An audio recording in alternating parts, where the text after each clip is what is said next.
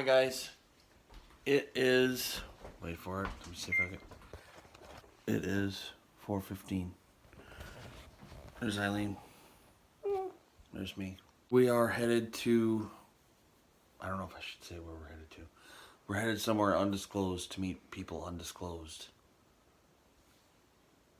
and have an adventure. Be on the road in 10 minutes and arrive in 10 hours. Wish us luck.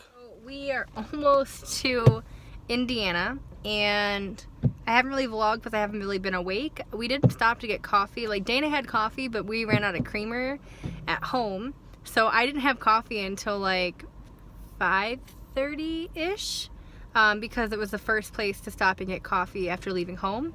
And as you guys saw in the last clip, we left home at 4:15. It is now 8:37.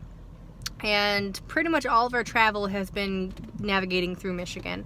But we're about 30 miles away from Indiana, and we'll be in Indiana for a little bit, and then we go towards Iowa, but through Illinois, I believe. I'm not exactly sure, but if I can capture the "you are entering this state" sign, then I will do that. But Dana's cleaning the windshield, and we're stopping for gas, and that's pretty much all that's really happened. Okay, so we're driving in Indiana right now. I don't know if you can tell. Just outside of Gary, Indiana. Yeah, I don't know if you can tell by the skyline, but there's like a lot of smog, and it smells like sulfur. And it's been going on for how long? Since we entered Indiana, pretty much, right?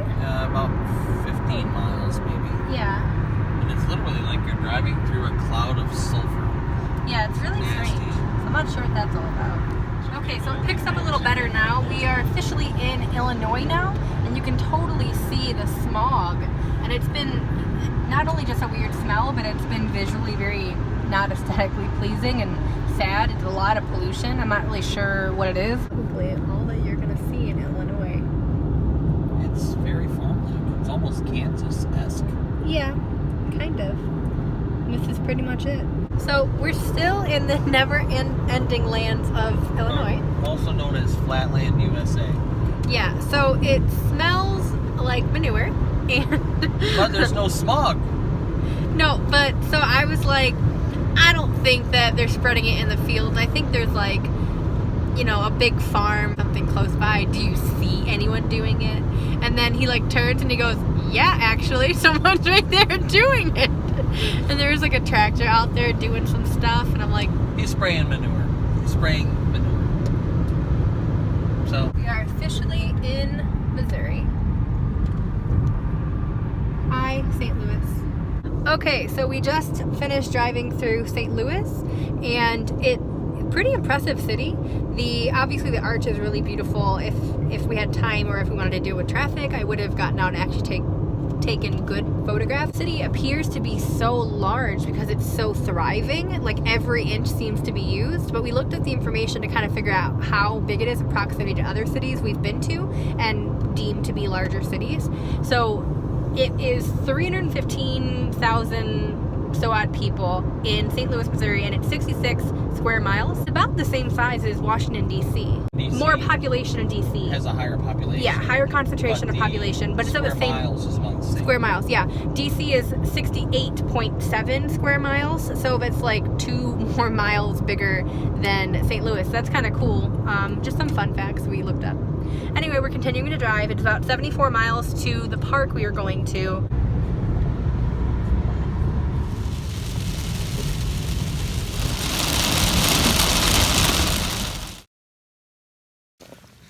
Okay, so we have camp firewood. We went to the visitor center.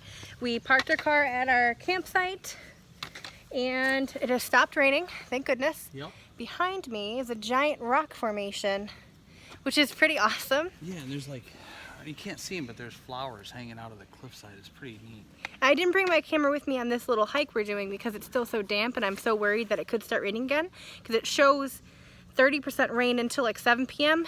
and it is like 4 right now. It is so 4:23. Better be safe than sorry. But yeah, so we're doing the Blue Huron Trail. It's very easy. It's just a little loop going towards the visitor center, and then we're going to turn back around and do the Deer Run, which is one of the bluff ones overlooking the river. And I believe it is the Merrimack River, if I'm not mistaken. I'm just happy to be out of the car.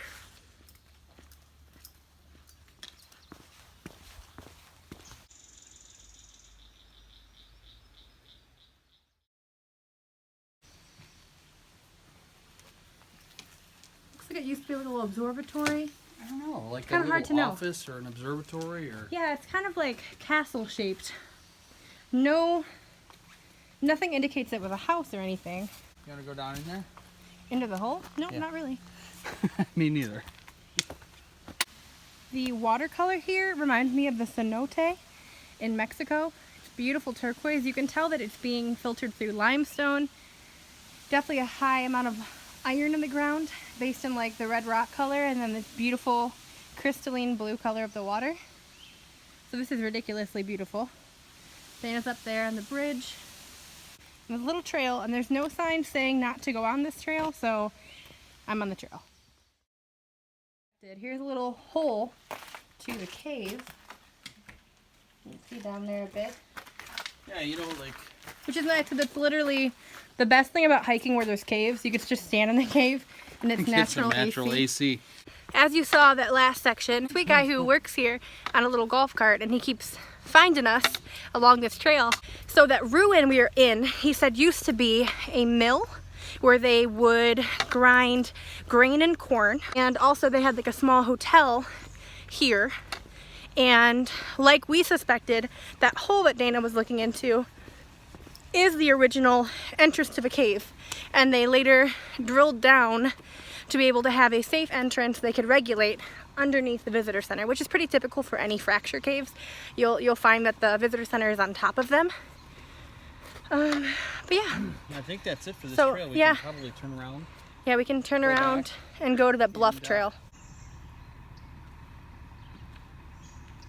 Look, I'm not telling you it's okay to steal from another campsite. But if campsites reserve for the 18th through the 20th, and today's the 17th, take the wood.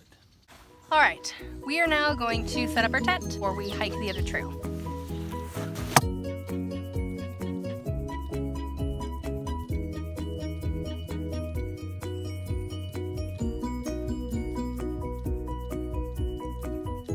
Now that we have the tent set up, we're going to do a hike. The Deer Run Trail. Deer Run. It is 2.25 2.25 miles long. It's a loop. And it's going to take, they estimate, an hour and 40 minutes. We'll see about that. Starts right after the showers. Just in case you were wondering, this is not Wi-Fi. Just saying.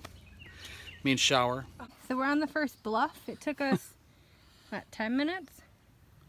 That one? 7 minutes to get to Oh, it this. wasn't very bad at all. The river is right down there. The tiny little cliff situation.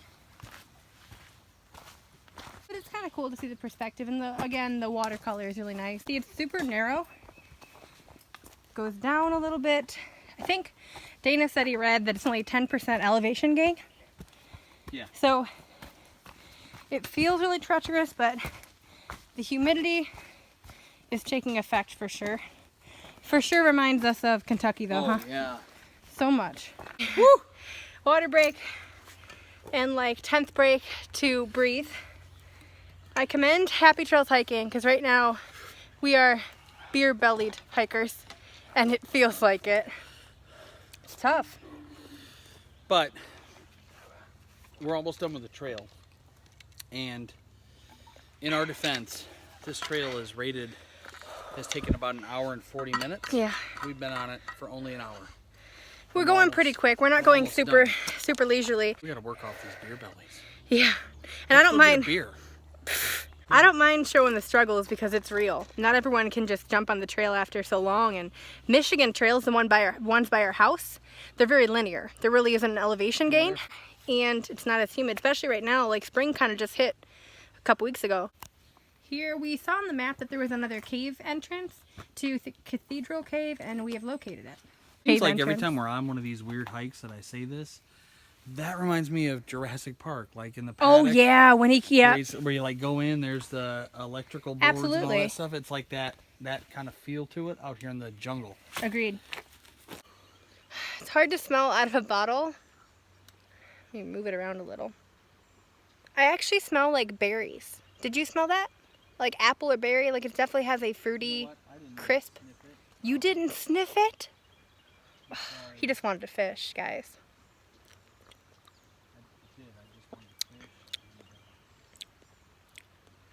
Smooth and bitter.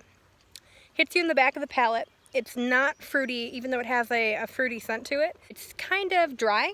It's not bad though. I mean, it's a weedy, bready pale ale, but not bad.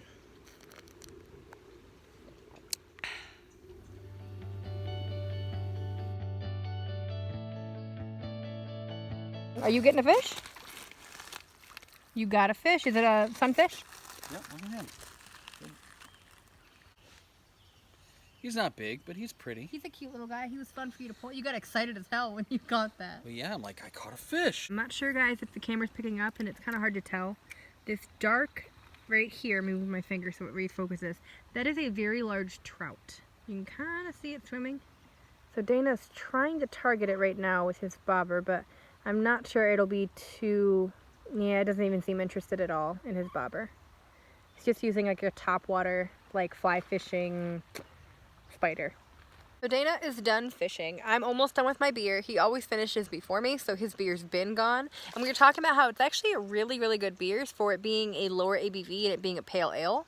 We don't really drink pale ale as much as we used to, but we definitely used to drink a lot of pale ale because it was a safe spot for us with craft beer.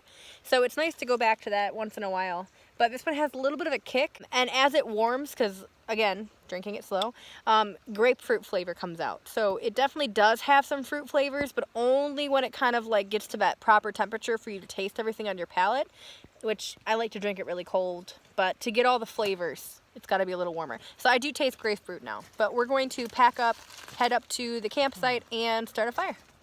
Okay, so I know you really can't see me because it's dark, but soon you'll be able to. So we're having a beer called the Single Wide IPA by the same brewery because I got a sample pack. This one is 5.7% ABV, 57 IBUs. So just a little bit more than the pale on ABV, pretty low though, and almost double the IBUs. So I don't know, very mild IP, but it's bitter enough that it seems stronger than it is. We are actually cooking our brats right now. We got Chipotle Monterey Jack. Chipotle Monterey Jack brats. Yeah, brats. And then we have chips to go with that. We're gonna call it a night. We will see you guys in the morning. Holy cow, we're gonna have an adventure tomorrow. Yeah, thank you so much for joining us for our first day in Missouri. Missouri. Have a good night and cheers. Cheers.